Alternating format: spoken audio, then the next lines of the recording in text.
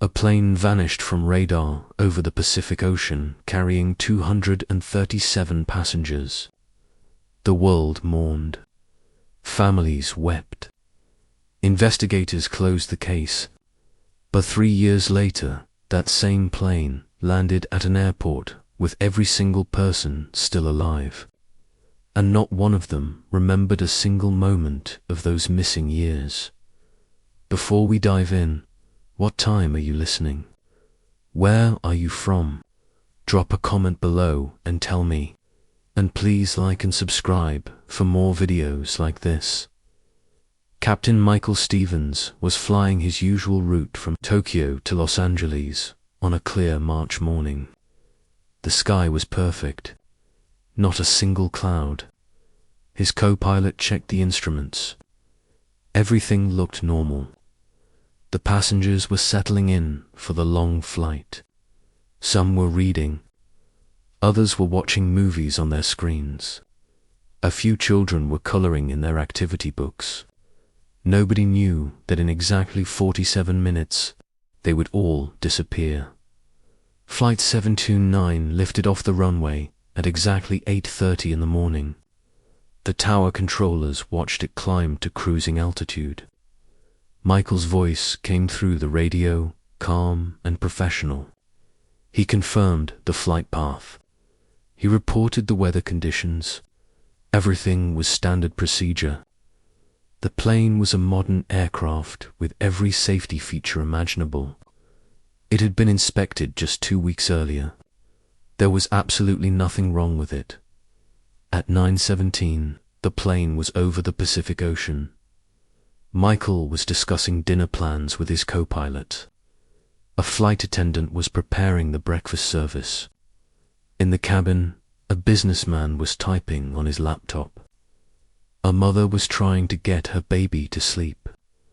A teenager was listening to music.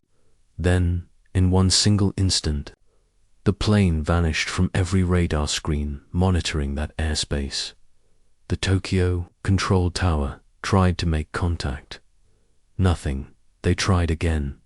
Silence. They checked their equipment. Everything was working perfectly. They contacted other towers. Nobody could see the plane. It was simply gone. Within minutes, emergency protocols were activated. Search and rescue teams were mobilized. Military radar was checked. Satellite data was analyzed. There was no trace of Flight 729 anywhere. The families of the passengers gathered at airports. They waited for news. Any news. Days passed. Search teams scoured thousands of square miles of ocean. They found nothing. No debris, no oil slick, no emergency beacon signals. It was as if the plane had simply been erased from existence. Experts were baffled. Modern aircraft do not just disappear. They leave traces. They send distress signals. They show up somewhere. But this plane had done none of those things. Weeks turned into months. The investigation continued. Every theory was explored. Mechanical failure, pilot error, terrorism, hijacking, weather anomaly. None of them fit the evidence because there was no evidence. The ocean had been searched. Islands had been checked. Nothing was found. Slowly, painfully, the investigators began to accept the impossible. The plane was gone. All 237 people aboard were declared lost. The families held memorials. They grieved. They tried to move on. Support groups were formed. Counselors worked with the loved ones left behind. The airline paid settlements. The investigation was officially closed after 18 months. Flight 729 became another unsolved mystery of aviation. Books were written about it. Documentaries were made. Conspiracy theories flourished online. But for most people, it became a tragic story that slowly faded from the headlines. Michael's wife, Sarah, refused to believe he was gone. She kept his belongings exactly as he had left them. His coffee mug stayed on the kitchen counter.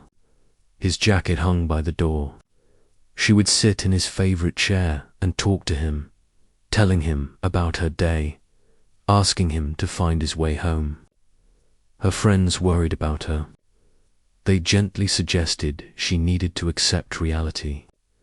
But Sarah could not shake the feeling that Michael was still out there somewhere. 3 years passed.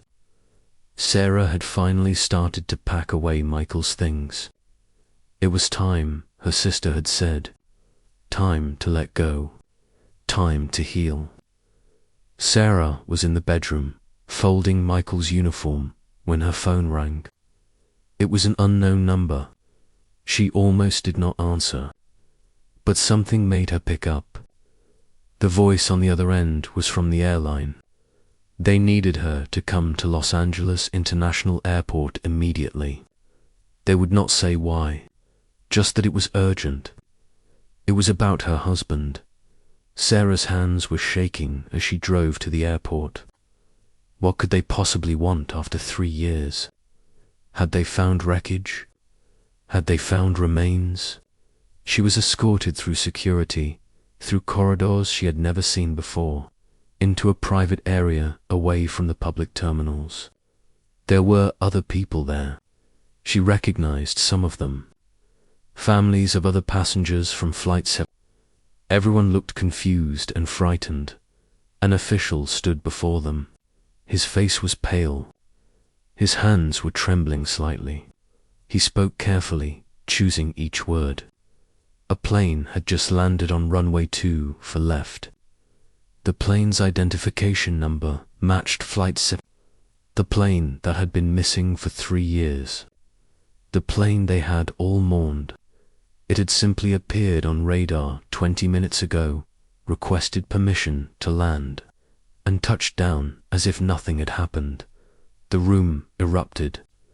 People were shouting, crying, demanding answers. The official raised his hands. There was more. The crew and passengers were all alive. Every single person who had boarded that plane in Tokyo 3 years ago had just stepped off it in Los Angeles. They were confused about why there was such a commotion about their arrival. They thought they had just completed a normal 11-hour flight. They had no idea that 3 years had passed. Sarah ran. She did not care about protocols or procedures. She ran through the corridors until she found the gate. And there he was, Michael, her husband, looking exactly as he had the day he left. Not a day older, wearing the same uniform, carrying the same flight bag. He saw her and smiled, but his smile faded when he saw her face. She looked different, older, her hair was shorter. There were lines around her eyes that had not been there before. She grabbed him, held him, sobbed into his shoulder. He was solid and real and warm. He was alive. Michael held her, bewildered, asking what was wrong. Why was she so upset? He had just landed. The flight was fine. Everything was normal. Why was she crying? Sarah pulled back and looked into his eyes. She tried to explain, but the words would not come. How do you tell someone they have been gone for 3 years when they think they just saw you yesterday? The passengers were taken to a secure facility. Medical teams examined them. Psychologists interviewed them. Investigators questioned them. Every person had the same story. They remembered boarding in Tokyo. They remembered the flight taking off. They remembered the normal in-flight service. They remembered landing in Los Angeles. But according to their watches, according to their phones, according to everything they knew, only 11 hours had passed. The calendar on the plane showed the date they had departed. Their phones had not updated because they had been in airplane mode. The medical examinations showed something impossible. Everyone was healthy. Nobody had aged, not by a single day. A 70-year-old passenger had arthritis documented in his medical records from 3 years ago. That arthritis had not progressed at all. A pregnant woman who had been in her second trimester was still in her second trimester. The baby had not grown. It defied every law of biology and physics. Time had simply stopped for everyone on that plane. Scientists arrived. Government officials took over the investigation. The plane itself was examined inch by inch. There was nothing wrong with it. No damage, no unusual wear. The fuel in the tanks matched what would have been used for an 11-hour flight, not 3 years of missing time. The food in the galley was still fresh.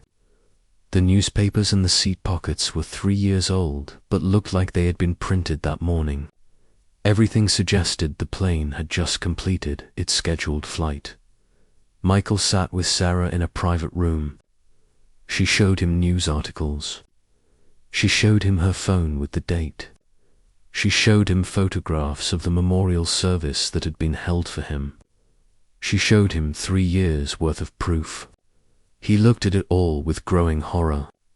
His daughter, who had been 7 years old when he left, was now 10. She had grown. She had changed. He had missed 3 years of her life. But for him, no time had passed at all. The other passengers were going through the same revelation.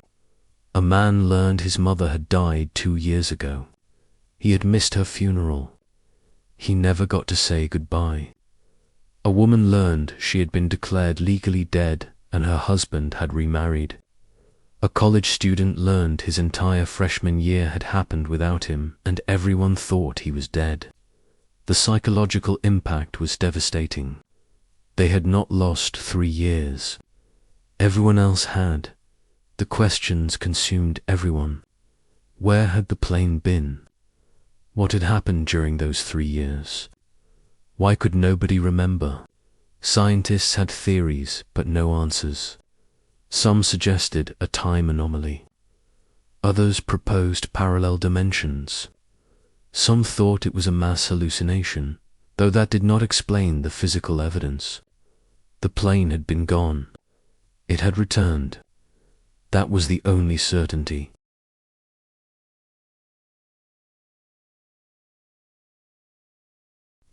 Michael tried to resume his life, but everything was wrong. His daughter looked at him strangely. 3 years had passed for her. She had grieved. She had accepted his death. She had moved on.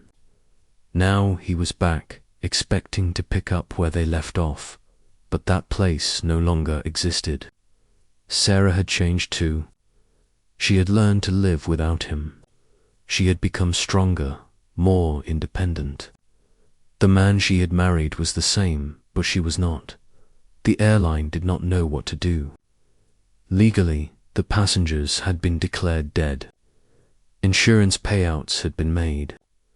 Life insurance policies had been settled. Estates had been distributed.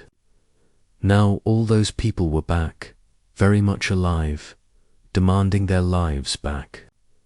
The legal complications were enormous. Courts were overwhelmed. Lawyers argued unprecedented cases. There was no framework for this situation because nothing like it had ever happened before. Some passengers could not cope. The disconnect between their memories and reality was too great. Support groups were formed. But how do you support someone who has experienced something impossible? Psychologists tried their best, but they were dealing with trauma that had no name, no precedent, no treatment protocol. Some passengers chose to disappear, unable to face families that had moved on without them. Michael stood on the beach near his home, watching the sunset. 3 years had been stolen from him, but not really stolen because he had not experienced them as missing. For him, no time had passed. But everyone else had lived those years. His daughter had birthday parties he never attended. Sarah had anniversaries she spent alone. The world had turned without him, and now he was supposed to just fit back into it. He thought about the moment the plane vanished. He had been discussing dinner plans. Everything had been normal. Then it was 3 years later, and nothing was normal anymore. There had been no transition, no journey, no passage of time. Just one moment and then another, with 3 years erased between them. He could not explain it. Nobody could. And perhaps that was the most terrifying part. Not knowing, never knowing. Sarah joined him on the beach. She took his hand. They stood together, watching the waves. She had her husband back, but he was a ghost from the past, unchanged while the world had changed around him. They would figure it out, she said. They would find a way forward. But Michael wondered if moving forward was possible when you were stuck in the wrong time. He was a man out of sync with his own life, and he did not know if he would ever catch up. The investigation continued for years. The plane was studied by the best minds in the world. No answers were found. Flight 729 remained an unexplained phenomenon. Some passengers eventually readjusted. Others never did. Michael flew again, though he never felt completely safe in the air. Every flight, he wondered if it would happen again. If he would blink and find himself another 3 years in the future, watching the world move on without him once more. But life continued, as it always does. Michael's daughter eventually forgave the strangeness of his return. Sarah and he rebuilt their relationship, different than before, but still strong. The passengers formed a bond, connected by an experience nobody else could understand. They had been lost. They had been found. And in the end, that was all that mattered. Not the how or the why, but the simple fact that they had come home. So if you like this video, please like and subscribe for more videos like this.